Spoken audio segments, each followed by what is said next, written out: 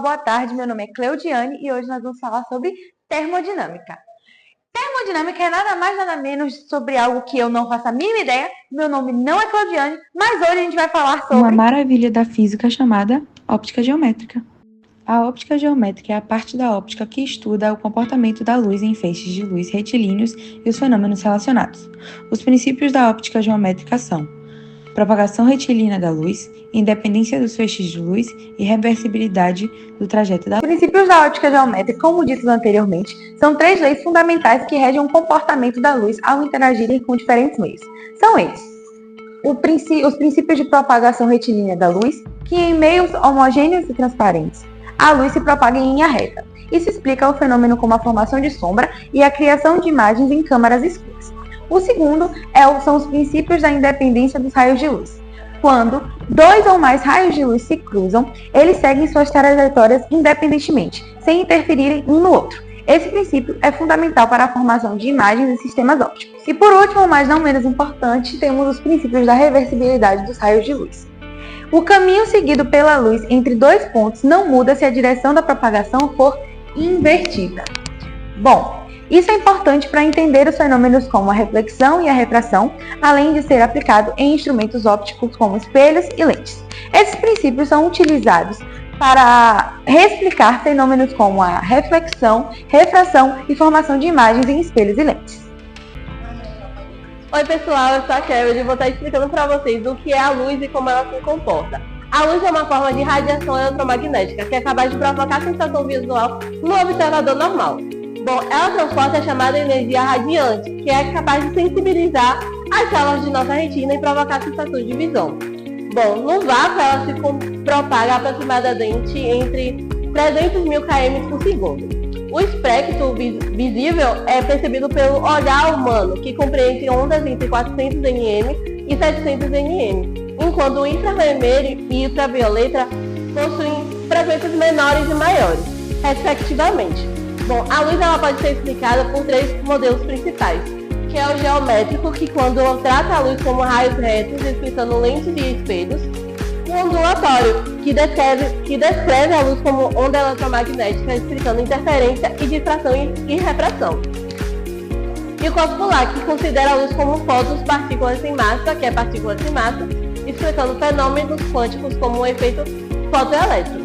Bom, e a luz, as fontes de luz, elas podem ser divididas em 2 etapas, que são as primárias, que são corpos luminosos que emitem luz própria, como o do Sol, que é incandescente, aí lâmpadas fluorescentes, que são luminescentes, e as secundárias, que são corpos luminosos que refletem a luz, como a Lua, espelhos e superfícies metálicas. Um dos nossos exemplos de fotografia e cinema é a captura de imagens, fotografias ou cinematográficas. Depende da luz o controle da iluminação, que afeta diretamente a qualidade das fotos. Como, por exemplo, eu estou gravando esse vídeo contra o sol. Então, percebemos que a iluminação dele vai diretamente toda para o aparelho. Mas quando a gente troca o lado, que a gente fica para o sol, a gente percebe que a qualidade dele acaba melhorando. E isso quer dizer que temos um total controle da iluminação.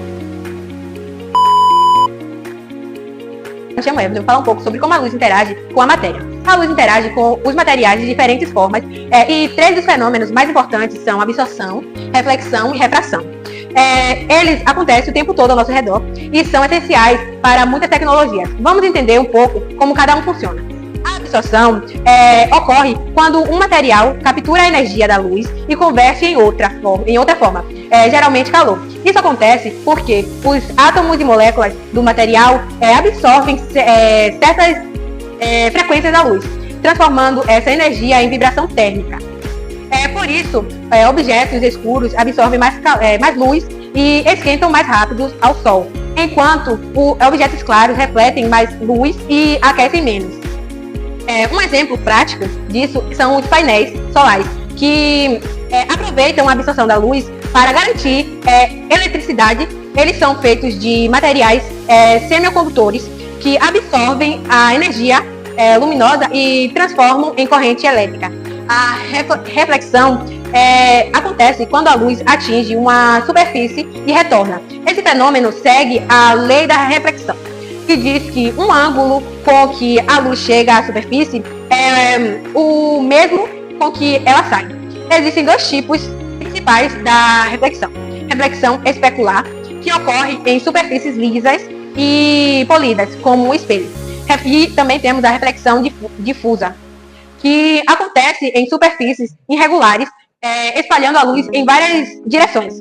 Um exemplo clássico da reflexão é a reflexão especular, é a luz em um espelho. Como a superfície do espelho é extremamente lisa, a luz reflete de forma organizada, permitindo que vejamos nossa própria imagem com nitidez. A refração ocorre quando a luz passa de um meio para outro e muda de velocidade, o que faz com que sua trajetória se desvie. Isso acontece porque a luz viaja a diferente velocidade dependendo do material. Quanto maior o índice de refração do meio, mais a luz desacelera e mais seu caminho se curva. Esse fenômeno é o que faz um objeto parecer torto dentro da água ou que nos permite enxergar através de lentes.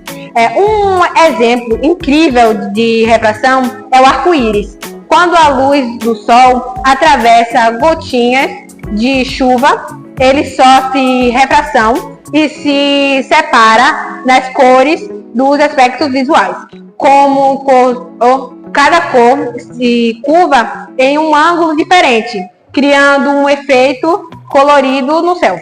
E quando falamos de refração, temos a lei de Snell, que temos essa fórmula N igual a C sobre V, que é utilizada para calcular o índice de refração absoluta de um meio onde N é o índice de refração absoluta, um valor adimensional, C é o valor da luz do vácuo, igual a 3.108 metros por segundo ou 3.105 metros por segundo. V é a velocidade da luz no meio que se deseja calcular. N1. E essa fórmula N1 igual a seno de I igual a N2 vezes seno de R, que relaciona os índices de refração nos meios com os ângulos e de incidência e refração. N1 é o índice de refração do primeiro meio, N2 é o índice de refração do segundo meio, o seno de I é o seno do ângulo de incidência, esse daqui, e seno de R, que aqui, é o seno do ângulo de refração.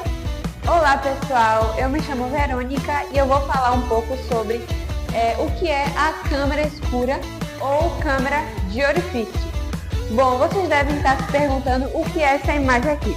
Essa imagem é basicamente uma forma da gente explicar o que é a câmara escura. Para vocês entenderem melhor, vai estar passando agora nesse momento a imagem da câmara escura e como ela funciona. Como vocês podem ver, existe uma vela, que é o nosso objeto. Temos a caixa e o fundo da caixa, que está coberto por um papel. Esse papel ele tem que ser papel vegetal ou papel manteiga. E aí, como vocês podem perceber, o fundo da caixa, onde tem um papel, a vela, ela está aparecendo de ponta cabeça, de cabeça para baixo. Voltando aqui para o quadro, para a gente entender melhor como funciona, aqui vamos dizer que é a vela.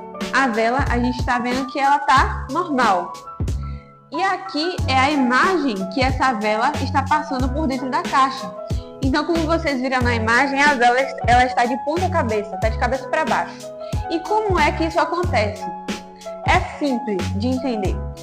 Se a caixa ela fosse aberta, essa imagem que passasse por aqui ia bater no fundo da caixa. E essa daqui também ia bater no fundo da caixa. Mas não ia ter esse efeito ponta cabeça. Por quê? A mesma imagem que a vela está representando aqui, ela ia passar aqui. Mas como é que faz para a vela ficar de ponta cabeça ou qualquer outro objeto que você colocar? É necessário ter um pequeno orifício na frente da caixa. Aqui é a frente da caixa e aqui é o fundo. Então é necessário ter um pequeno orifício onde vai acontecer essa transformação de luz.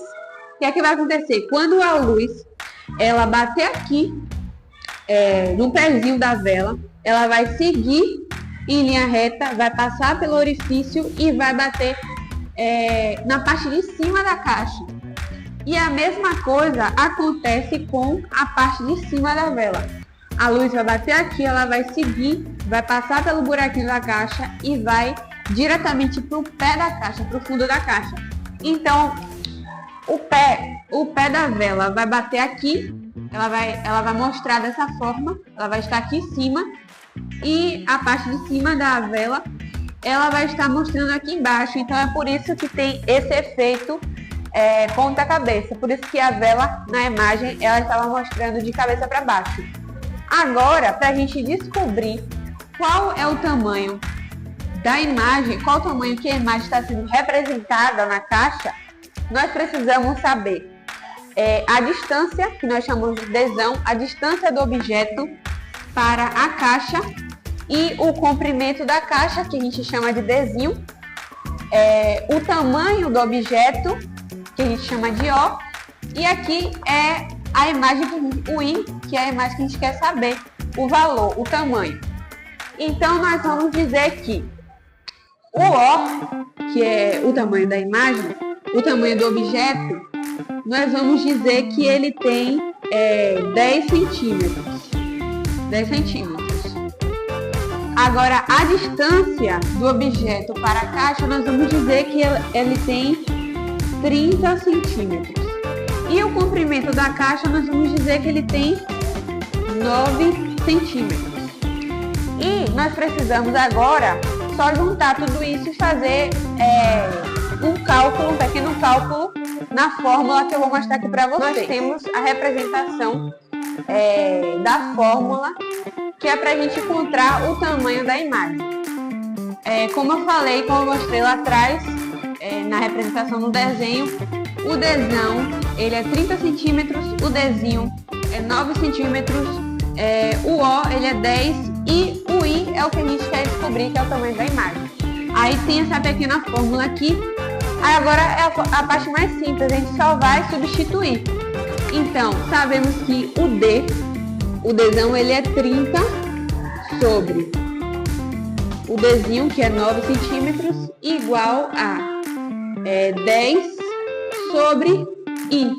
Aí aqui é mais simples ainda, a gente só vai fazer aquela cruzadinha e aí vai ficar 30 vezes I, 30I, igual a 9 vezes 10, que vai dar o quê? 90. Aí aqui a gente vai pegar esse I, vai deixar aqui e vai passar o 30 para cá. A gente deixa o I aqui sozinho, aí vai ser I igual a 90 sobre 30. Aí aqui, para ficar mais simples ainda, a gente corta esses dois zeros e aí vai ficar 9 sobre 3, que é igual a 3. Então é esse que é o tamanho da imagem que está sendo representada aqui. E foi isso. Um beijo. Oi gente, meu nome é Bruna e eu vou falar sobre os eclipses. A descrição dos eclipses solar e lunar pode ser relacionada à óptica geométrica por meio do conceito de sombra e propagação da luz em linha reta. No eclipse solar, a Lua se coloca entre a Terra e o Sol, bloqueando a luz solar. Esse bloqueio resulta na formação de uma sombra na superfície da Terra, um fenômeno que pode ser explicado pela projeção da sombra da Lua, que segue o princípio de que a luz viaja em linha reta. A geometria envolvida determina a área onde a luz é totalmente ou parcialmente obstruída. Já o eclipse lunar quando a Terra se posiciona entre o Sol e a Lua. A sombra da Terra é projetada sobre a Lua. Aqui, novamente, observamos o comportamento das sombras e a forma como elas se formam, devido à obstrução da luz solar pela Terra. A interação entre os corpos celestes e suas sombras nos permite entender melhor os princípios de propagação da luz e como ela se comporta em relação a objetos opacos. Ambos os fenômenos de eclipses nos oferecem uma aplicação prática do conceito da óptica geométrica. permitindo-nos observar como as sombras se formam e como a luz se comporta em diferentes situações no espaço.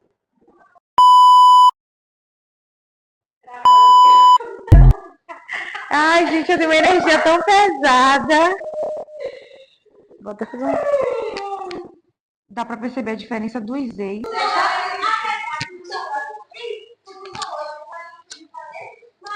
Pode falar?